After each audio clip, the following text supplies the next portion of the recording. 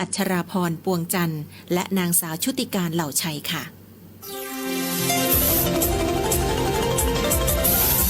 วิทยุแห่งประเทศไทยให้ความรู้คู่ความสุข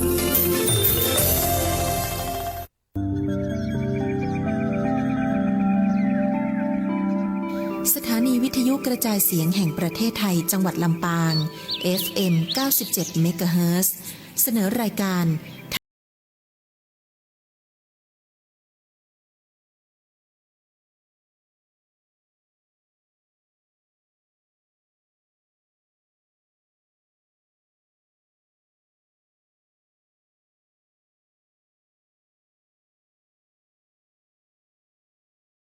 ปานาติปาตาเวรมณีอทินนาทานาเวรมณีกาเมมุสาสุราเม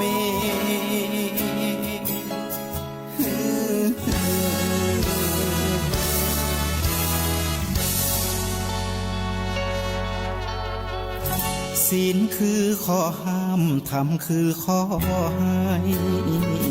พุทธองค์ตรัสไว้ชี้ทางใจให้ภาคเพียรเบญจศีลเบญจธรรมท่องจำสมัยเราเป็นนักเรียนธรรมะไม่เคยแปรเปลี่ยนแต่เรายังจำได้มาทวงคำมันหมู่บ้านศีลห้าคือเป็นพันธะชาวพุทธทุกคนทั่วไทยสำนักพุทธขับเคลื่อนธรรมจุดเทียนสว่างที่กลางหัวใจสังคมจะร่มเย็นได้ศีลธรรมในใจต้องมีเบญจศีลว่ายังไงไหนลองท่องมาข้อหนึ่งห้ามฆ่าสัตว์ขอเจริญสุขสวัสดีกับพ่อแม่พี่น้องท่านคณะศรัทธาทุกคนทุกท่านที่ได้รับฟังสถานีวิทยุยามเจ้าอย่างเช่นเคยอย่างที่เฮาได้ติดตามกันมาอยู่เฮือกำลังใจกันมาก็หลายปีดีดักเฮาก็ได้ฟังธรรมะทุกวันแต่ละวันแต่ละมื้อก็จะพัดเปลี่ยนพระอาจารย์พระสงฆ์องค์เจ้ามาให้ข้อคิดสะกิดใจกับพ่อแม่ท่านผู้ฟังทุกคนทุกท่านก็ถือว่ามันเป็นโครงการที่ดีโครงการเผยแผ่ธรรมะผ่านวิทยุผ่านสื่อออนไลน์บอกว่าจะที่ไหนก็แล้วแต่ท่านศรัทธาเฮาถึงเรื่องธรรมะนั่นย่อมเป็นสิ่งที่ละเอียดอ่อนเพราะว่าสามารถคัดเกลาสามารถที่จะชำระความคิดของคนที่ฟังได้ธรรมะเป็นสิ่งที่สะอาดเพราะว่าคนก็สะอาดหมายความว่าคนนั่นด้วยความเมตตาด้วยการให้ข้อคิดถือว่าเป็นการให้ทานแบบให้ธรรมะเป็นตานผู้ให้ก็ถือว่าเป็นผู้ที่ประเสริฐให้ธรรมะเป็นตานและผู้ฟังก็จะถือว่าเป็นผู้ที่สะอาดถ้านำไปปฏิบัตินำไปปรับประยุกต์ใจกับตัวเองแต่ถ้าหากว่า ฟังแบบว่าเข้าหูซ้ายทะลุออกหูขวาฟังบ่ได้ซับจับบ่ได้ความอันนี้ก็จะบ่เป็นผลดีต่อผู้ฟังดังนั้นพ่อแม่พี่น้องท่านศรัทธาทุกคนทุกท่านวันนี้เฮาถือว่าก็ยังดีอยู่ติตื่นเจ้ามาได้ยินเสียงตุดเจ้าได้ยินเสียงพระได้ยินเสียงธรรมมาอูจาเล่าจาธรรมะเฮ้อพ่อแม่พี่น้องศรัทธาทุกคนทุกท่านที่ได้รับฟังเสียงธรรมจากสถานีวิทยุเสียงธรรมจากสวทลำปางที่ได้มีการนำธรรมะนำข้อคิดมาอูจากเงินท่านผู้ฟังได้ฟังกันหลายปีมานี่ละเนาะเฮาก็อยู่เป็นกำลังใจให้กันนะฮักกันน้อยๆติดตามกันน้อยๆแต่ฮักกันไปเหมือนเนอะท่านผู้ฟังศรัทธาเฮาอย่าได้ละเสียงธรรมอย่าได้ละศาสนาอย่าได้ละตุละพระเนอเฮาจะต้องเปิ่งปาอาศัยกันพระสงฆ์องค์เจ้าก็ต้องเปิ่งปาอาศัยศรัทธาเจ้าบ้าน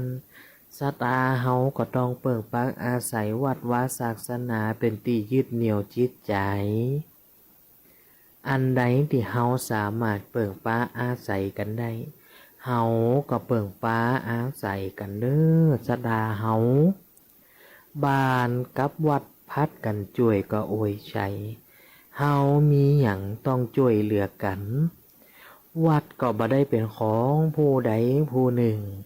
บ่ได้เป็นของพระเน้นที่จำวาสาอยู่ในวัดในวาแต่ว่าวัดวาศาสนาเป็นของหน้าหมู่ของศรัทธาเจ้าบ้าน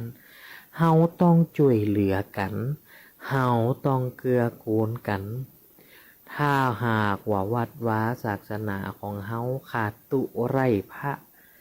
บ่มีพระสงฆ์สามเณรเข้ามาอยู่จำพรรษาถือศีลเตดน้ำเตดธรรมปฏิบัติก็จะกลายเป็นวัดล่างวัดห่างไปแต่ถ้าหากว่าวัดไหนมีพระสงฆ์องค์เจ้ามีสามเณรเห็นน้อยจำพรรษาอยู่ศึกษาอยู่ในวัดในวานั่นแต่ถ้าหากว่าศรัทธาพ่อแม่พี่น้องของเฮา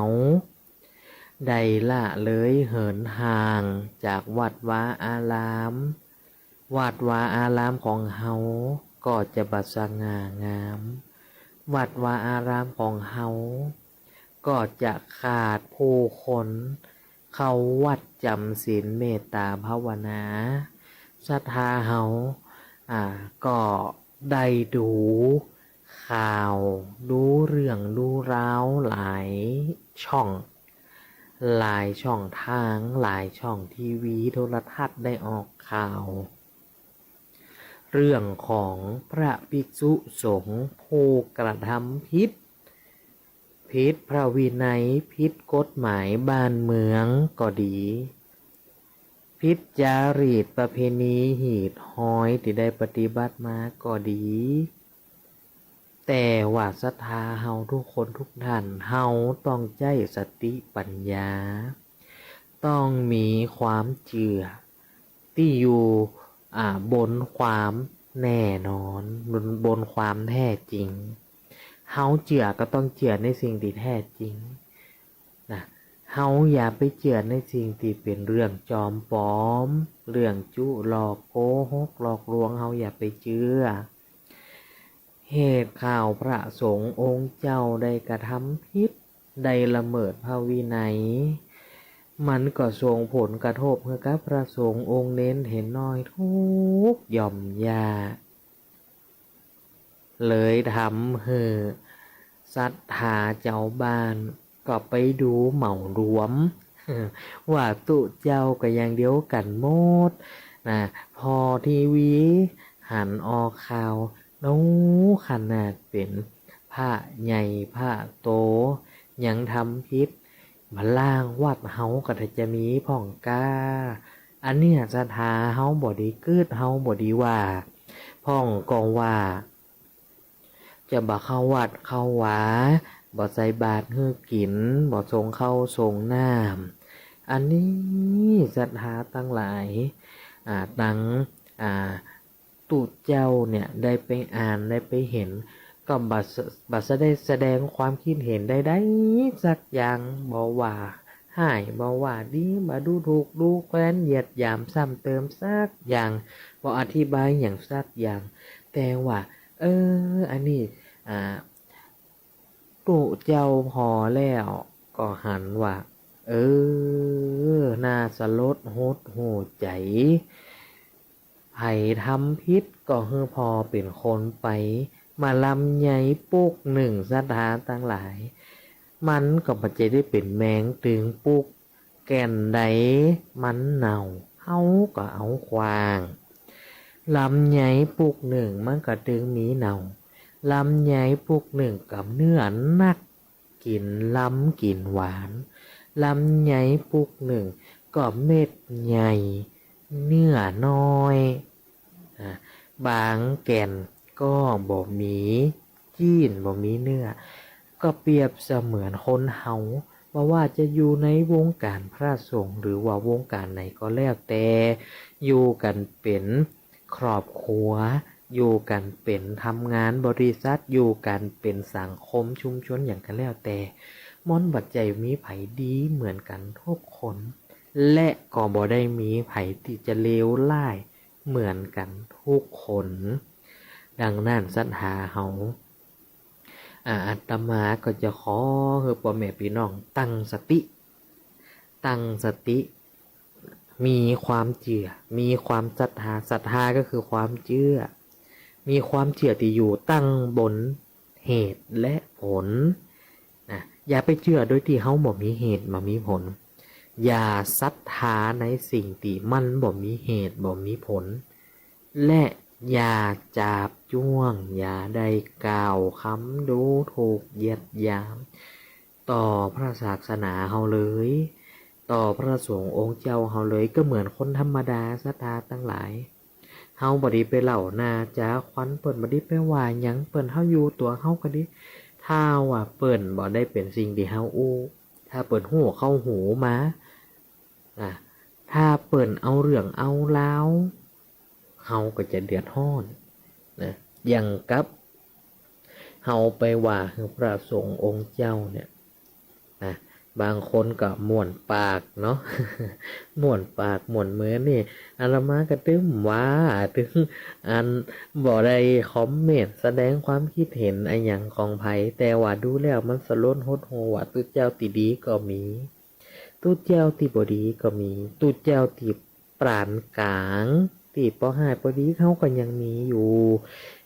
เฮาก็บ่สมควรที่จะไปจับจ้วงบ่ควรที่จะไปว่าเปิ้นเสียหายอาจจะเป็นบาปติดตัวใดถ้าหากว่าเฮาไปอู้ไปว่าครับพระสงฆ์ผู้ที่ปฏิบัติดีปฏิบัติชอบศีลธรรมกรรมฐานเฮาก็จะเป็นบาปตัวเฮาไปเฮาต้องมีสติศรัทธาเฮาต้องมีสติต้องมีศรัทธาด้วยเหตุด้วยผลเปิ้นถึงบอกไว้ว่าที่ไหนมีศรัทธาที่นั่นไม่มีเหตุผลที่ไหนมีเหตุผลที่นั่นไม่มีศรัทธามันหมายความว่าจะใดศรัทธาเฮาที่ไหนมันมีเหตุผลที่นั่นมันมีศรัทธาแปลว่าความเชื่อที่ไหนเปิ้นมีเหตุมีผลถามบ่เชื่อก็บ่เชื่อใส่หมวกกันนอกเวลาขับรถขับลาอุบัติเหตุเกิดขึ้นอย่างไปมาหัวสมองจะได้กระทบกับปูนกระทบกับพื้นมันจะได้บ่เสียหายนัก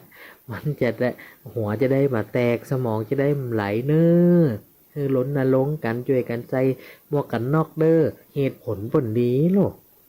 ฟังแล้วก็ตึงขึ้นเพื่อความปลอดภัยในการจราจรในการใช้รถใช้ถนนแต่ถามว่าเจียก็บ่เชื่อจะใส่หยังไปซื้อหอมป้อมลายนี่บ่ได้ จะใช้อหย่างไปซื้อข้าวนึ่ง10 บาทบ่ได้ลายนี่ไปถึงวันทำเป็นเนี่ยแต่ว่าถ้าจับแต่จนมาสดาตั้งหลายเป็นอย่างขึ้นมาบ่มีไผรับผิดชอบได้จากเบาก็จะกลายเป็นนักแต่ถ้าเฮาใส่แล้วจากนักก็จะกลายเป็นเบาเหตุผลเพิ่นมีแต่ถามว่าจะก็บ่เชื่อ อันเนี้ยที่ไหนมีเหตุผลที่นั่นไม่มีศรัทธาที่ไหนมีศรัทธาที่นั่นบ่มีเหตุผลสาธุวันที่วันที่16หวยออกเจ้าป่อนั่นเจ้าป่อนี่นางใหม่ตานี้ตาเขียนเปิ่นว่าหวยแม่นสาธุสอข้าพเจ้าได้หล่ำได้รวยมีเงินมีทองนึงสาธุนะถามว่าไปสาธุถึงวันมันจะรวยก็นะพอเปิ่นว่ามันไปรวยหยังมันได้ยากการบ่ได้หาเงินนะมันจะไปรวยหยังจะไปว่าถ้าถูกรางวัลที่1มาแล้วจะไปง้อนะถามว่าอันเนี้ยมีศรัทธาเชื่อสิ่งศักดิ์สิทธิ์เชื่อว่าข้าพเจ้าจะถูกหวยงวดนี้งวดหน้าเชื่อแต่ถามว่ามีเหตุผลก็ไม่มีเหตุผลบ่มีเหตุผลนะเหตุผลที่บอกว่าการที่เขาจะมีเงินได้เขาต้องทำมาหากินเขาต้องทำงานเพื่อได้เงินอันนี้ถึงจะมีเงินมีทองอย่างแน่นอนและถาวรแต่ถามว่าไปซื้อหวยถึงวันเอาเงินไปซื้อแล้วมันบัถูกถ้ามันถูกก็จะตาหน้าบุญของเขาก็ถ้ามันบัถูกแล้วเงินที่หายไปจะรับผิดชอบเอาเงินตัวนั้นมาเก็บลงทุนทำมาหากินบ่ดีกะมีน้อยเขาก็ใจน้อยมีนักเขาก็ใจตามหมอกพอดีพองามนะเขาก็ใจไปอยากจะเสี่ยงดวงเขาก็เสี่ยงไปหมอกให้หมอกดีนะเขาบ่มีเงินมีทองไปเสี่ยงดวงนักซื้อหวยซื้อแซ่นักเดือดร้อนไผเดือดร้อนลูกเดือดร้อนหลานลูกหลานก็ว่าลูกหลานก็ด่าส่งเงินแต่ใดก็บ่ตึกบ่เต้าส่งเงินจะได้ไปใจจะได้ไปล่ำไปเหลียอีแม่น้องวางนี่เศรษฐกิจมันดีเศรษฐกิจมันแย่โอ้ยอย่างมันก็ปูดกับแป้งอีล่ะส่งแม่ส่งแม่นายสักน้อยเตอเอาไปเล่นหอยเอาไปเล่นแซ่อย่ามดลูกหลานกระเดียดลูกหลานกระโจมก็ว่าแน่อันนี้เหตุผลมันมีนะได้ถามเจียกับปะเจือว่าข้าพเจ้านี่จะถูกหวยแน่นอน วันที่1วันที่16นี่ต้องเป็นของเฮาแน่นอนเนี่ยแล้วเฮาบ่คิดว่าเฮาคิดจะอีมาขี้งวดล่ะคิดจะอีมาขี้เดือนคิดจะอีมาขี้ปีนะเฮาได้คิดก็ที่เขาลงทุนไปเขาได้คืนอะไรอย่าง6 ล้าน12 ล้าน300 ล้านอะไรอย่างนี้เขาได้คืนอะไรอย่างกล่อมใจได้ว่าดูถูกหรือว่าชบกรรมประมาทเนาะต่อบุคคลติดเสียงโจกเสียงดวงเขาก็บ่ได้ไปดูถูกดูหมิ่นเปิดแต่ถ้าหากว่าเปิ้นได้ก็สาธุอนุโมทนาบุญเปิ้นมาจากอันบุญเปิ้นกรรมมาจากนั้นเขาก็โมทนาสาธุว่าเปิ้นถูกหวยถูกแสนะตามหน้าบุญของเปิ้นแต่ถ้าว่ามันบ่ถูกเนาะเขาจะแย่จะได้แน่ท่านเขาว่าไม่ที่ไหนมันมีเหตุผลที่นั่นไม่มีศรัทธาที่ไหนมีศรัทธาที่นั่นไม่มีเหตุผลจะดีบัดเจีย อันนี้เจียไปแล้วถามว่ามีเหตุผลพอฟังเหตุผลข้าพระเจ้าจึงเจียจะเอียนะเจียว่าข้าพระเจ้ามาบนที่นี่แล้วข้าพระเจ้าต้องใดแน่นอนนะอันนี้เป็นต้นทันสนาเอาก็ว่าการที่เฮาได้ฟังธรรมะทุกวันนี่นะศรัทธาเฮาบัดใจว่าตุเจ้าจะมาสอนมาสั่งบัดใจตุเจ้าจะมาอวดโวอวดความรู้ความสามารถบัดใจจะอันศรัทธาเฮาลองมองรอบตัวเฮาศรัทธาตะกอนถนนหนทางมันบัดใจอย่างมันเป็นป่าเป็นเขาเป็นด้อยเป็นหนทางคนเตียวคนเดินบ่ได้บ่มีหลาดยางหลาดหยังนะแต่ประเดี๋ยวมันเปลี่ยนแปลงเยอะมีบ้านตึกมีรถมีลามีหลายอย่างมีแถวรถไฟฟ้ารถหลายอย่างสนาเฮาสิ่งแวดล้อมรอบตัวเฮาเนี่ยเปลี่ยนแปลงไป แล้วเนี่ยอย่างจิตใจของมนุษย์ถึงจะบ่เปลี่ยนแปลงนะมันก็ต้องมีการเปลี่ยนแปลงแล้วจะเอาอย่างมาคัดมาเกาก็ต้องแจ้คำสอนของพุทธเจ้าหาหลักความจริงหาหลักเหตุและผลมาอูมาจากกันมันก็ถึงจะมีประโยชน์นะบางคนเนี่ยบ่ได้ไปวัดไปหวาเพราะว่าภารกิจที่จะต้องหาเลี้ยงชีวิตตัวเองจะต้องทำงานเลี้ยงครอบครัวบ่มีเวลาติดจะไปวัดไปวาแต่ก็บ่ได้ละได้ทิ้งวัดวาศาสนาเปิดวิทยุสวทลำปางเปิดมาวันอาทิตย์ได้ยินตัวเจ้าหนึ่งได้มาออกวิทยุเปล่าคือสนาฟังก็ใจจุ่มใจบ้าขึ้นมาน้อยละอาจารย์หนึ่งตัวเจ้าหนึ่งเปิดได้มามาเทศนู่นนะบางคนจะจำได้ก็จ้าตัวเจ้าหนึ่งนี่เป็นไหวเนี่ยบอกเคยได้ยินซากเตี่ยบอกเคยได้ยินเสียงซากเตี่ยบอกเคยหันหน้าซากเตี่ยตัวเจ้าหนึ่งนี่เป็นไผศรัทธาเขากูเตี่ยเขาจะจัดรายการกูเนาะครับท่านพระครูนะครับท่านพระครูหรือว่าตุอ้าวนะห้องเป็นตุอ้าวนะวัดบันไห่ศิลาทองนะจัดด้วยกันมันตั้งแต่เมื่อนะศรัทธาแล้วก็ช่วงนี้มันมาได้จัดร่วมกันมาได้ไปออกรายการร่วมกันมาได้จัดสนทนาด้วยกันเสวนาด้วยกันมาได้คบได้เถียงกันก็เพราะว่าอาตมามีภารกิจที่จะต้องไปสอนหนังสือทำภารกิจติดต่างอำเภอก็คืออำเภอเมืองปานมาสอนหนังสืออยู่ที่อำเภอเมืองปานอยู่อาศัยไตบารมีของหลวงพ่อวัดตรงซ่านนะเปิ่งฟ้าอาศัยใบบุญเปิ่นนะคือเฮาอาศัยพักอยู่เพื่อเฮาจะได้ไปสอนหนังสือแก่ภาคแก่เน้นเฮาก็เลยต้องมาอยู่ที่นี่แล้วก็บ่ค่อยที่จะได้กลับไปวัดบันไลศิลาทองก็จะไปมาหาสู่กันบางช่วง แล้วก็บ่ได้ใครได้จัดรายการตุอ้าวท่านพระครูก็จัดรายการคนเดียวไปนะสลับกันแต่ละอาทิตย์แต่ละสัปดาห์บางครั้งอาตมาเองบ่ได้อยู่นะบ่ได้อยู่ก็คือท่านพระอาจารย์คือท่านพระครูตัวอ้าวเปิ่นได้คนเดียวหลายสัปดาห์จนว่าลืมไปแล้วว่าเขาเคยมากู่ เขาเห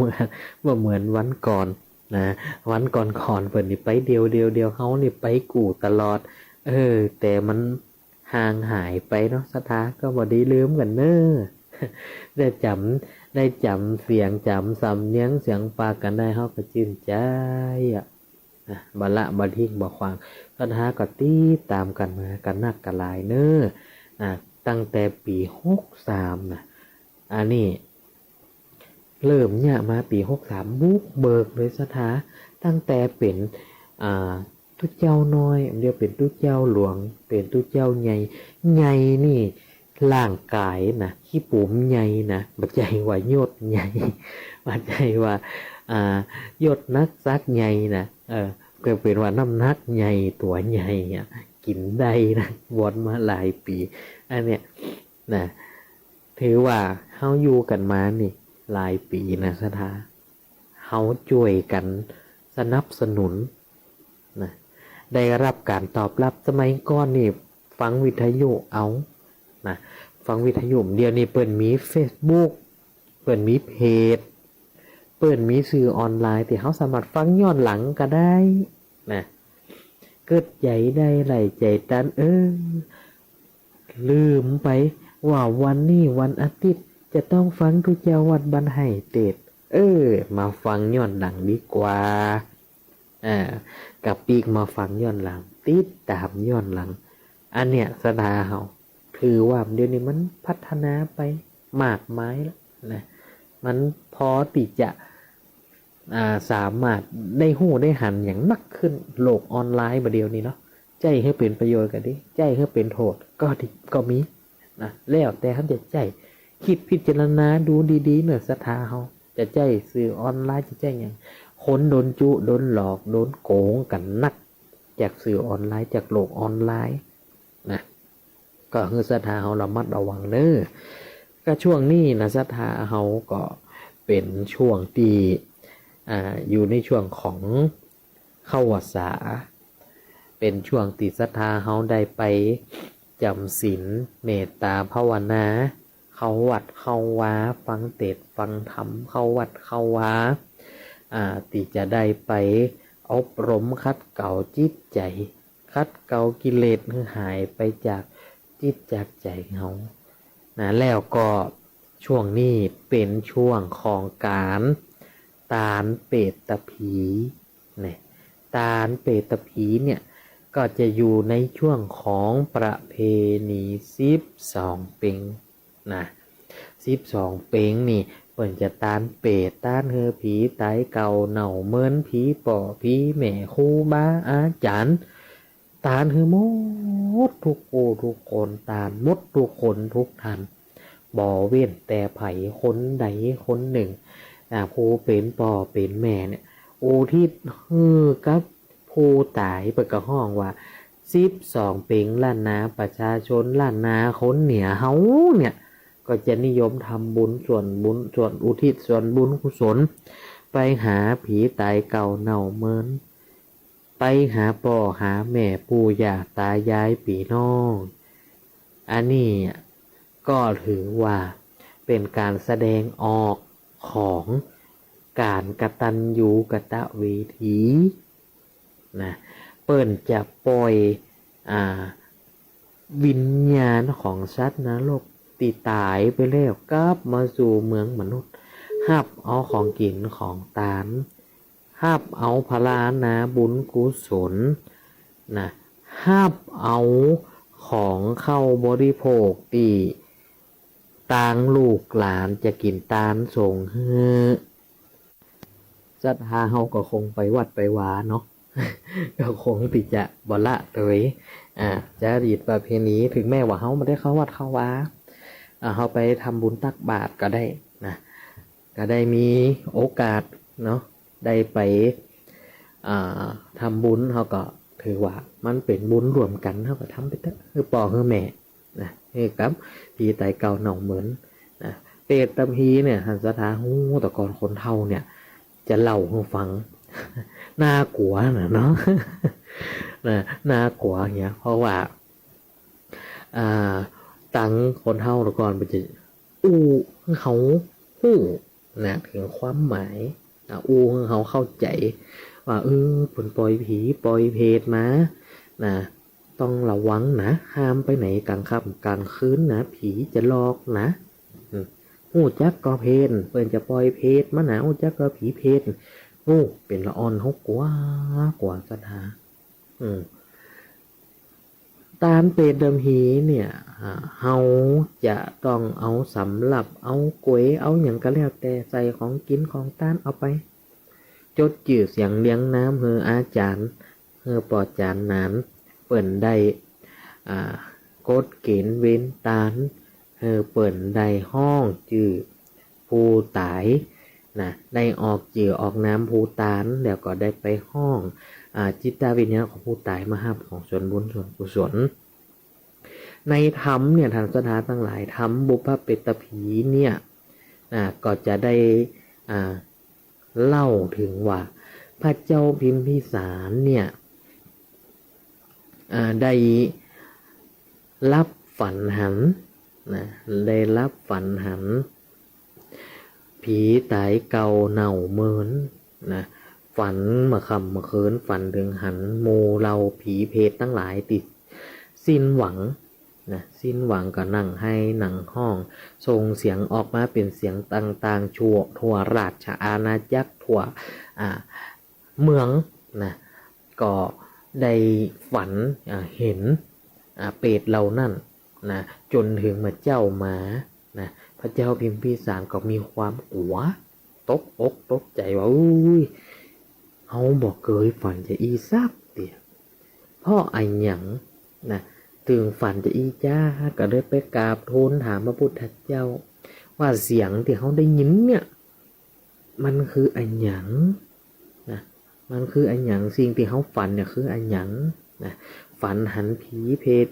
ผู้เฒ่าผู้แก่ฝันหันเสนาเอามาดนะฝันหันญาติพี่น้องที่ตายไปเนี่ยมันหมายความว่าอันหยังพุทธเจ้าก็ทรงตรัสนะว่าเป็นเสียงของญาติพี่น้องของพระเจ้าพิมพิสารนั่นแหละที่เกิดไปเป็นเปรตหวังจะเฮือพระเจ้าพิมพิสารได้ถวายทานเฮือได้อุทิศส่วนบุญส่วนกุศลเฮือเปรตตั้งหลายเหล่านั้นพระเจ้าพิมพิสารบ่ได้อุทิศส่วนบุญส่วนกุศลเฮือกับผีเปรตเหล่านั้นบ่ได้หยาดน้ำกินทานเขาก็เลยปากันสิ้นหวังส่งเสียงห้องเจียวเจ้าเจียวเจ้าเพื่อจะมาขอส่วนบุญส่วนกุศลรับภัตตาหารจากพระเจ้าพิมพิสารพระเจ้าพิมพิสารได้ยินจากก็ทำบุญกินทานกะลงเจ้ามาป้าเสนาอามาตย์ป่อคว้าแม่คว้าเข้าห้องคว้าห้องฉันประกอบอาหารถวายพระพุทธเจ้าก็เสด็จเข้าไปในวังพร้อมด้วยพระภิกษุสามเณรพระสงฆ์องค์เจ้านะเข้าไปทำอาการรับเอาหยังของกินของทานของถวายของพระเจ้าพิมพิสารนะแล้วก็ทำการอนุโมทนานะพระเจ้าพิมพิสารกระจุมใจนะได้ทานเอาเฮอนะได้ทานเอาเฮอผู้ตายไปแล้วก็ก็มีความโล่งอกโล่งใจนะมีความจื่นใจขึ้นมาให้มันน้อยนะเพราะว่าถือว่าได้แก้กรรมฝันไปแล้วนะถือว่าอย่าให้ใจของตัวเองได้บริสุทธิ์พุทธพองไปละด้วยบุญกุศลที่ตัวเก่าได้ตานขอคือส่วนบุญกุศลเนี่ยไปหายังโมเพศโมปีโมน้องติดได้ล่มหายตายจากไปเป็นเปรตเป็นผีทุกขเวทเวทนาเนี่ยอย่างเอี้ยทางศรัทธาทั้งหลายก็เป็นเรื่องที่ได้เล่าสืบต่อกันมาในธรรมที่ผู้ที่ยังมีชีวิตอยู่ได้ลำลึกนึกถึงยังป่อยังแม่นึกถึงยังผู้เฒ่าผู้แก่นึกถึงยังคุณงามความดีของท่านเจ้าทั้งหลายนะอันนี้ท่านศรัทธาทั้งหลายเขาอยู่นะเกิดมาเป็นคนก็ต้องย้อนป่อย้อนแม่ป่อแม่ตายจากเขาก็บ่ดีละดีเลยเขาก็บ่ดีตีจะไปละขวางผู้ที่ตายจากผู้ที่เคยเลี้ยงดูช่วยเหลือเขาแม้แต่เปิ้นตายจากไปแล้วเขาก็ต้องช่วยเปิ้นนะต้องช่วยส่งบุญส่วนกุศลให้เปิ้นเนี่ยคือจิตใจของเขานี่มันสงบศรัทธาขอให้ได้กินได้ทานวันพระวันศีลก็ดีเท่าเป็นสิ่งกันเรื่องในโอกาสวันต่างๆทำบุญตักบาตรหยาดน้ำหมายตานไปหาจิตตวิญญาณทั่วทิศสถานแห่งห้องได้ออกปากห้องหาพี่น้องวงใหญ่เพื่อจะได้ขอส่วนบุญส่วนกุศลจากลูกตัวตะกอนไม่หลวงเหล่าฟังเป็นดีหน้าใครให้เพื่อนบอกว่าถ้าตายไปแล้วนี่จะมีถุงนะจะมีถุงเข้าดวนถุงยามเหี่ยใบเปิดมาจากมอนะหกนะไม่หลวงเหล่าฟังจะไปยืนทาอยู่แจงวัดอยู่หน้าพระวิหารล้อฟังเสียงนายนั่นนายนี่ต้านหานั่งนั่นนี่ก็ได้ยินเสียงอย่าเข้าไปเอาแล้วก็ใส่ถุงมาปลากันไปกินใส่ถุงมาเสร็จก็ไปเซ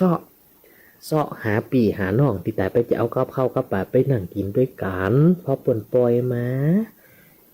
ก็มาซ้อหากำกิน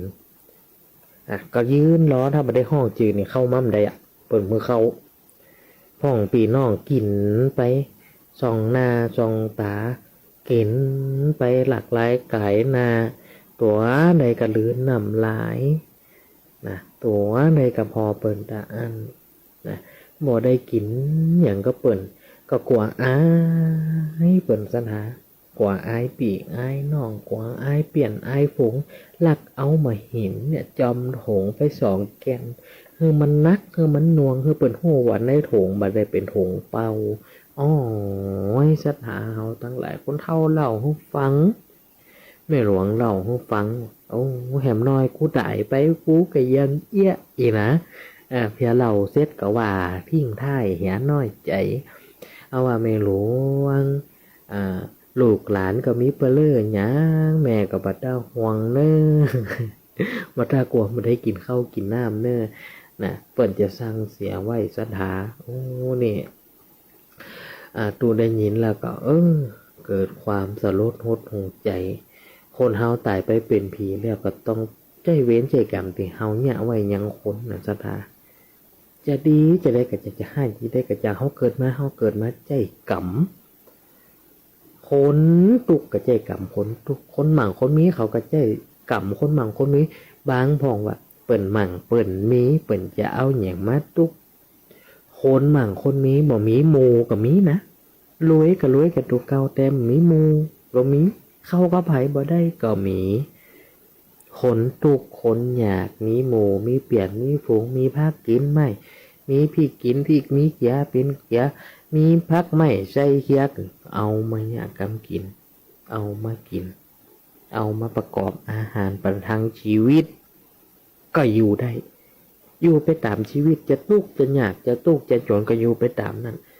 นะบ่ต้องไปไถเยอะไถยานไปตะเกียกตะกายอยู่ที่สูงตกลงมามันก็เจ็บอย่างเดียวกันหมดดันสถาเฮาดังนั้นเฮา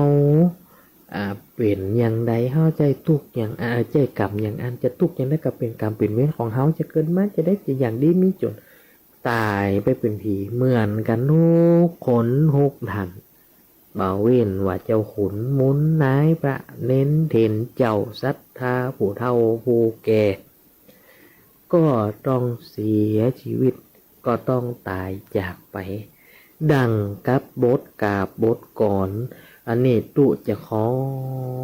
นำบทกาบบทก่อนเป็นกาบธรรมจะได้เอามาเอามาจ๋าเอามาห่ำให้พ่อแม่พี่น้องฟังว่าโอ้ยฟังแล้วมันสลดหดหูใจพ่อแม่พี่น้องผู้ล่มหายตายจากไปมาเสาะเอาหาของกินของทานเลยจะได้ห่ำให้พ่อแม่พี่น้องฟังว่าโอ้คนตะกอนเปิ้นห่ำเปิ้นเขียนมาม้วนพ่อแม่พี่น้องได้ลองฟังกันดูเนอะจะได้ห่ำให้พ่อแม่พี่น้องฟังตั้งใจฟังนะจิตตวิญญาณทั่วทินสถานแห่งห้องได้ออกปากห้องหาพี่น้องน้องใหญ่ผู้เป็นแม่ก็มาห้องหาลูกแก้วดวงใจ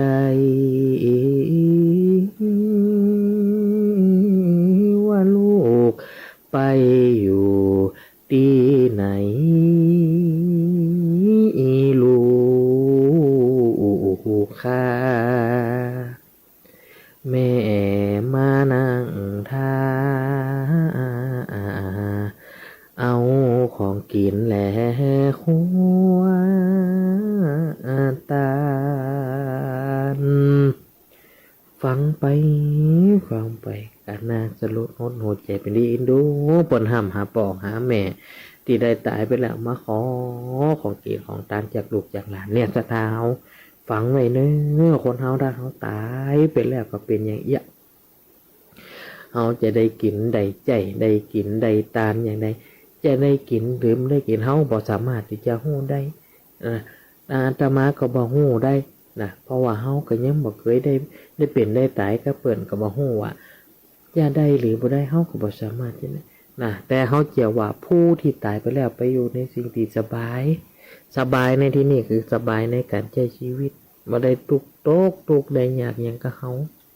นะเฮามันก็ยังต้องได้ดิ้นรนขนขวาย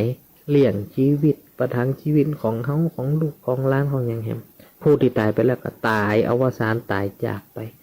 นะอันเนี้ยท่านศรัทธาเฮาก็ว่าโลกของคนเฮานี่บ่มีไผที่จะยั่งยืนอยู่ได้เกิดแก่เจ็บตายไปธรรมดานะ มารีไปขอยกันนะมารีไปอิจฉาตาหอมนี่ไปหวานหลายว่าดีหว่ายังไม่มันไปว่าอย่างเขานะอยู่ตามตัวคนเดียวมันต้องไปยุ่งไปเกี่ยวกับไผนะจะอยากดีมีจนจะด่าเขาสารพัดสารเพจะนินทากาเลเทแกบจะว่าเขาจะได้ก็ดีจะท้าสุดท้ายก็ตึกติดตายสุดท้ายก็ต้องมรณกรรมจำผากออกจากเมียงคนไปสู่ปรโลกเบียงนาจะไปอยู่ที่ไหนที่ไกลทางใดก็บ่สามารถที่จะฮู้ได้แล้วแต่กรรมวิบากที่จะตกแต่งมันเป็นไปจะไปอยู่ที่ไหนทางใดก็แล้วแต่กรรมวิบากของเฮาเนื้อสัทธาเฮายังอยู่ยังคนก็ขอตั้งใจขอตั้งจิตขอตั้งอยู่ในศีลธรรมกรรมฐานขอตั้งอยู่ในความถูกต้องนะบ่ดีไปตั้งตนอยู่ในสิ่งที่ผิดบ่ถูกตามทำนองของธรรมถูกตามจารีตประเพณีอันนี้บ่ดีศรัทธาเฮานะเพราะว่าหยังก็เพราะว่าถ้าหากว่าเฮาได้ไปกระทำสิ่งที่บ่ดีต่อไปก็แล้วแต่ต่อผู้ที่มีพระคุณหรือมันมีพระคุณมันจะเป็นการก่อกรรมก่อเวรต่อกรรมต่อเวรกันไปบ่มีวันสิ้นสุดบ่มีวันจบบ่มีวันจากเกิดมาจัดหน้าก็ได้มาปะมาปกกันแหมนี่แหละศรัทธาทุกคนทุกท่านเฮาจงคิดพิจารณาเป็นสัจธรรมบ่มีไผเกิดมาผีโผดเต้าตายทุกข์ก็ยังมีสุขก็ยังมีหาเรื่องชีวิตของไผมันบ่ต้องไปเกลียดบ่ต้องไปด่าบ่ต้องไปว่าเขาจะดีก็เรื่องของเขาเขาจะให้ก็เรื่องของเขาบ่ต้องมายุ่งเกี่ยวกันทั้งเราและเขาบ่ถูกใจบ่ถูกคอบ่ปากห่อจากันบ่เผาผีดูกันแล้วแต่ตามใจแต่ว่าอยู่ตามชีวิตของไผมันบ่ได้ไปยุ่งเกี่ยวกันก็คือการให้อภัยศรัทธาปล่อยไปอภัยทานเถอะสาธุเกิดมาจะนี่ของจะเว้นใจกรรมเสียงจะนี่จะน้ำจะได้มาพบกันใหม่พัฒนาเอานะบางเตี่ยบุญกุศลเฮาที่เฮาอภัยทานให้เปิ่นก็อาจจะยังคือจัดหน้าเฮาบ่ได้ป้าเขาก็ได้อันนี้นะศรัทธาเฮาก็คือพ่อแม่พี่น้องตั้งตนตั้งจิตตั้งใจอยู่ในศีลธรรมประกอบด้วยคุณงามความดีประกอบไปด้วยสติประกอบไปด้วยสัมปชัญญะและความอดทนอดกันจะอยู่ในตัวเฮาอย่าไปคิดพยาบาทเบียดเบียนไผอย่าไปคิดและสิ่งที่สำคัญศรัทธาเฮาเนอะจะไปดูถูกตัวเก่ากูนี่มีอย่างนี้กูนี่ยังมีอย่างเปิดบ่ได้ดูถูกตัวเก่าเฮาอย่าดูถูกคนอื่นจะดูถูกเฮาจะว่าเฮาร้อยปากเจ้าปาก10 บาทอย่างมันแต่วันมีปากเดียวที่จะว่าเฮาละเจ็บที่สุดนั่นคือปากของเจ้าของตัวเองนั่นแหละปากของเฮานั่นนะมันเจ็บที่สุดจังหามันคือการดูถูกมันดูเหมือนการเหยียดหยามตัวเองจังมันจะตุกจะอยากจะได้จังมันไม่ต้องเอาไปเปรียบเทียบกับไผไปเปรียบเทียบกับเงินกับทองเขากับปัสามารถไปชูเขาได้เปรียบเทียบของความอดทนเข้มแข็งอดทนอดกันต่อสู้ชีวิตถ้าเขาแข่งกันจะอีโต้มามีไผชนะมามีไผชนะเขาได้เพราะเขาเก่งเพราะเขาบรรลุถูกตัวเองเขาขยันทำมาหากินนะเขาขยันอดทนอดออมไผจะว่ามันตึงไปแอวไหนเนี่ยการวันคำกินหยังก็บ่กินนะเนี่ยการไปแอวไปกินไปหล่าไปซอดหยังก็เปื่อนนะปล่อยเขาเลี้ยวแต่เขากินอย่างลงไปมีไผตามไฟสองตองมันมีไผหู้เขากินอย่างดึงวันนี้มีไผหู้ เขาอย่าไปแคร์ความรู้สึกของคนอื่นแคร์กำปากของตัวเอง คนในครอบครัวอันนี้ก็สำคัญ10 ปาก20 ปาก100 ปากจะมาว่าดูถูกเหยียดหยามเฮาอย่างใดก็แล้วแต่ยังบ่เจ็บต่อคนในครอบครัวเน้อมีหยังก่อยอูก่อยจ๋านะหอบตุมป๋าปีหู้2น้องหู้1ช่วยกันไปอย่าไปอิจฉาริษยากันปีเป็นน้องเกิดห่วมต้องเดียวกันบ่ดีไปเกลียดไปจังตายไปก็หวังเปิงยูเปิงลากเปิงจุงเข้าไปเหี่ยวนะท่านศรัทธาเฮานะขอเฮือโป่งเฮือวางปล่อยนะอย่าได้ไปยึดติดยึดมันถือมันเน้อนะช่วงตานเปตะผีก็ขอเฮือพ่อแม่พี่น้องสละความตรณีทีเหนียวอย่าไปค้นขี้จี้เพื่อนว่าคนไหนขี้จี้คนนั่นเป็นโรคขาดสารอาหาร มันเป็นบาปนะขี้จี้ขอกินนั่นกินนี่บ่เฮ้อกินจี้ลูกหลานใครกินนั่นกินนี่บ่เฮ้อกินจี้เปิดว่าเกินมาจะน่าจะขาดสารอาหาร อันนี้ผลเราของฟังสนาเขาจะได้เป็นคนขี้จี้เนอะสละความตนีทีเหนียวให้ผ่องนะอันนี้ก็อู้จาคือพ่อแม่พี่น้องฟังนะมันจะได้เล่าขวัญนะเฮาอู้กันฟังหมู่หลายมันจะตุเจ้านี่เหมือนไหนมาออกรายการเตี่ยมาเล่าขวัญสัทธาเล่าขวัญเจ้าว่านบัดจ้ายมันคือความจริงอันไหนที่เป็นความจริง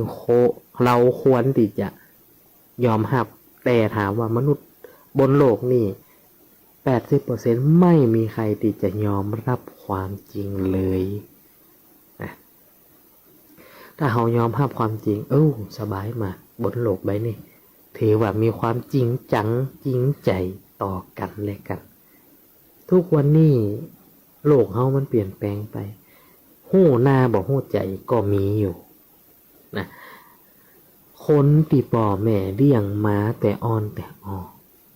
เลี้ยงม้าโดย2 มือ2 แข้ง2 ตีนแข่งขานำปลาเลี้ยงดูลูกเต้าหลานเหลน2 มือ2 ตีนที่แม่เคยจูบเคยคำใหญ่ม้าสุดท้ายหู้หน้าบ่หู้ใจสุดท้าย2 มือ2 ตีนของลูกก็มาปุ๊บมาตีมาทำร้ายผู้เป็นพ่อผู้เป็นแม่อันนี้บ่ดีมันออกข่าวก็หันแล้วก็สลดโหสถาเฮาเดี๋ยวบ้านเมืองเฮามันเป็นอย่างบ่ฮู้มันมีทั้งยาเสพติดสารเสพติดคนขังคนโรคจิตวิทยามันมีหมดบ่เดียวอันใดบ่ได้หันก็มาหันเนี่ยบ่เดียวนะแต่เฮาจะแยกจะได้นะศรัทธาเฮาก็ควรที่จะเป็นหูเป็นตานะเด็กเยาวชนของเขาเนี่ยถือว่าเป็นรุ่นที่อยู่ในกลุ่มเสี่ยงที่จะเป็นเด็กที่จะเสียอนาคตเพราะว่าบัดเดียวอย่างมันหาง่ายพ่อแม่พี่น้องศรัทธาเขาก็ตึงหู้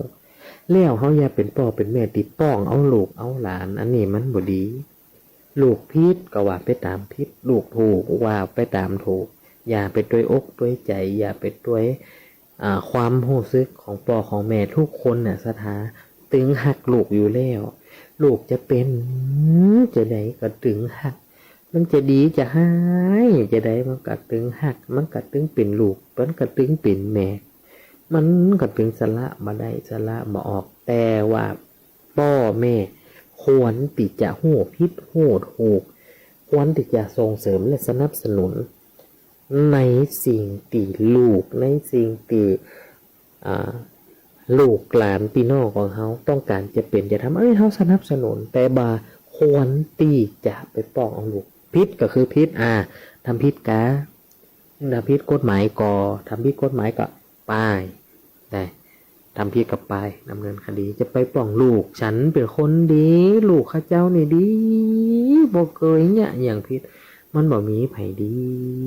ดังได้เกิดพ่อแม่พี่น้องจะไปป้องเอาลูกเอาหลานมันจะเสียคนนะบ่ดีป้องนะอันใดตีอันใดด่าเฮาว่าอันถูกอันควรเฮาบ่ต้องไปกลัวหยังศรัทธาเฮา อยู่ก็เพื่อตีเขาจะต้องพลาดพลากจากกันบอดจากกันด้วยการเปลี่ยนกับจากกันด้วยการตายดังนั้นเขาบอกสามารถที่จะเลี้ยงลูกเต้าลูกเขาตายแล้วเขาจะก่อยตายรับสบายหมดหน้าที่เขาปัจจัยอย่างนั้นเขาเลี้ยงเขาไปเขาจะตายก่อนเขาจะตายก่อนอันนี้บอกโหแต่ควรจะอบรมสั่งส่งเสริมคือมันดีที่สุดอย่าไปป้องเอาลูกพิษก็ว่าไปตามพิษถูกก็ว่าไปตามถูกบ่ได้ไปป้องคนพิษอย่าไปป้องนะ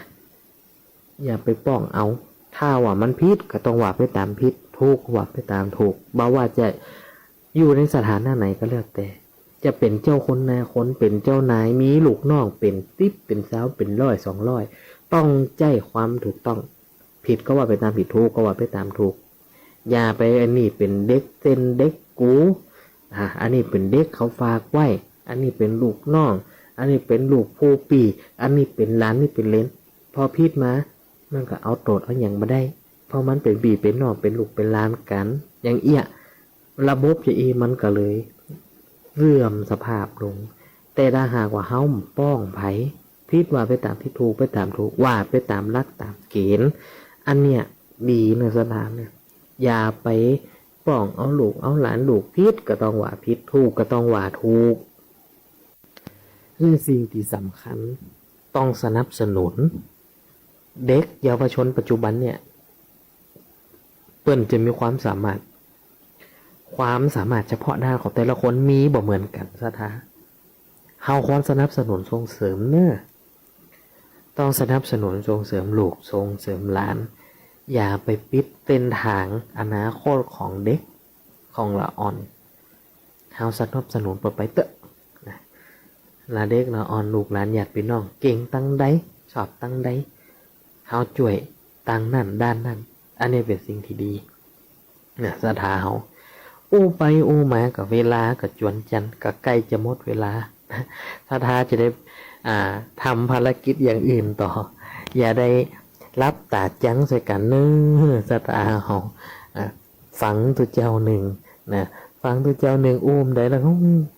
ตัวเจ้าหนึ่งนี่อุ้มใครม่วนเลยนะ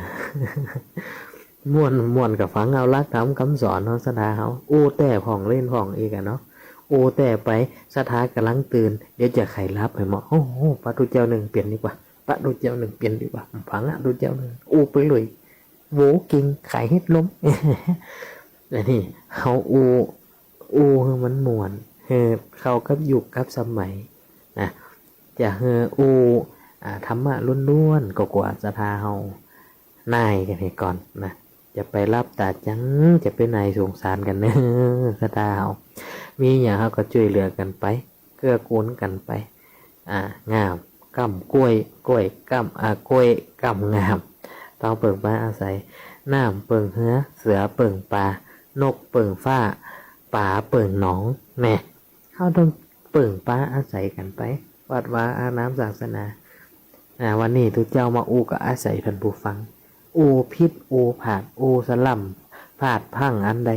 ก็บัดเรียกเกิดมาใส่ใจก็ปล่อยมันไปอันใดดีก็เอานำไปใจนำไปปรับใจสันสดาเฮาต้องขออนุโมทนากับพ่อแม่พี่น้องสดาทุกคนทุกท่านเด้อได้ติดตามกันมาก็หลายปีดีดักนะบางคนก็เป็น FC บางคนก็เป็นผู้ติดตามนะเป็นแฟนตัวยงนะแต่ว่าถ้าหากอู้ถึงเฮาก็ยังไม่ได้เป็นเหมือนดาราเปิ่นเตี่ยยังมีไผมาขอลายเซ็นเตี่ยนะ เพราะว่าได้ยินกับเสียงมันได้บ่เคยหันมา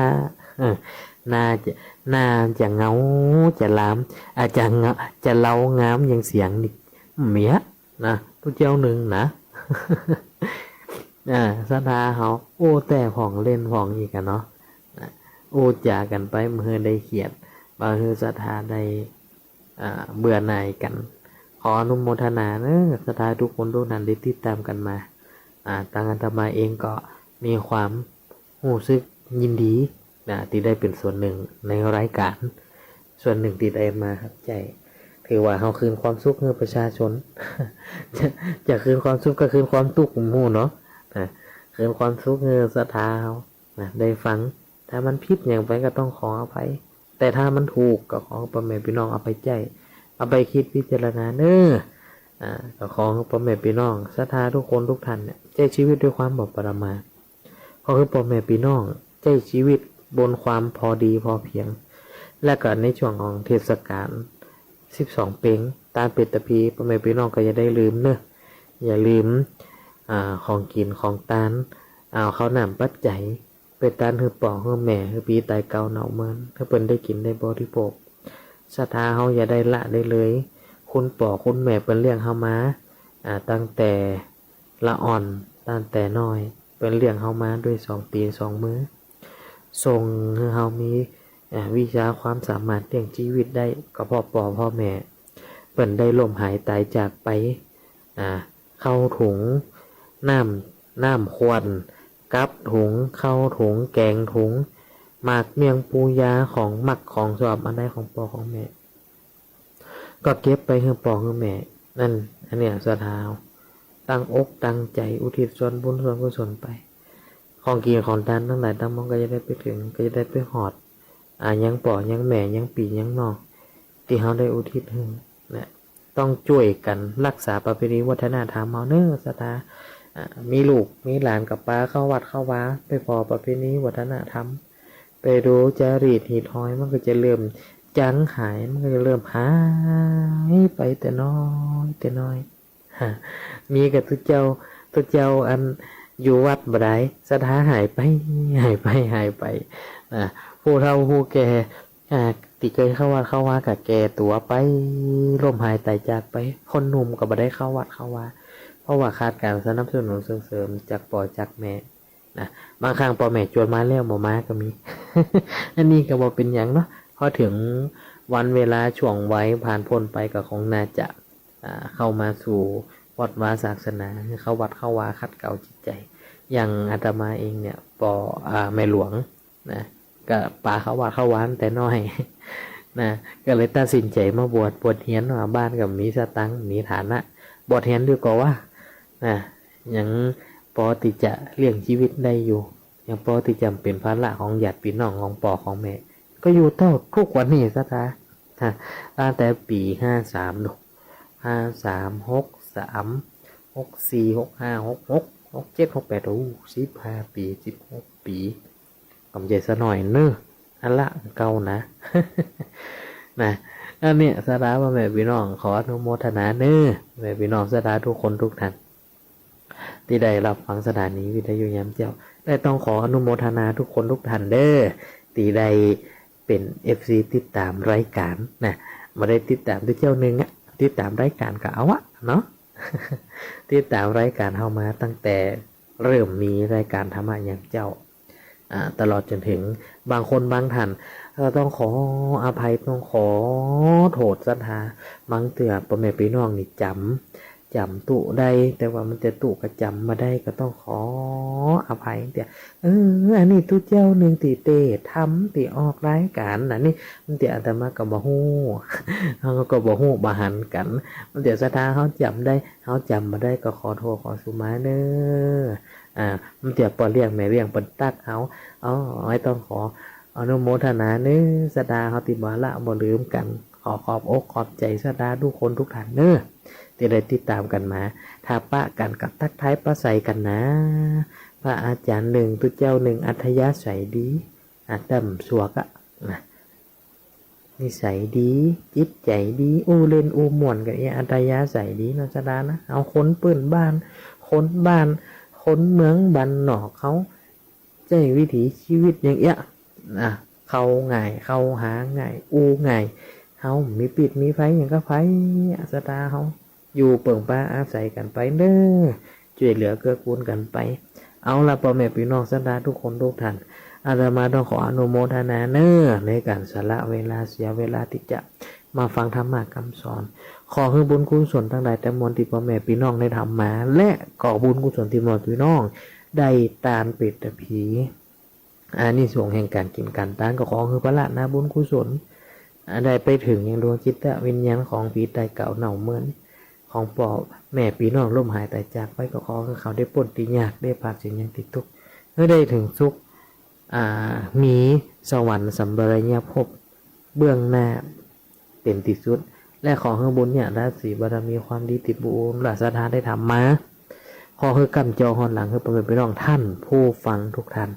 ขอให้เป็นไปน้องจงเจริญอายุวันนะสุขะภาละปฏิภาณธนาสารสมบัติมีความสุขความเจริญเหมือนกันทุกคนทุกท่านเนอ ติดตามรับฟังรายการธรรมะยามเช้าได้ใหม่ในวันและเวลาเดียวกันนี้ทางสถานีวิทยุกระจายเสียงแห่งประเทศไทยจังหวัดลำปาง FM 97 เมกะเฮิรตซ์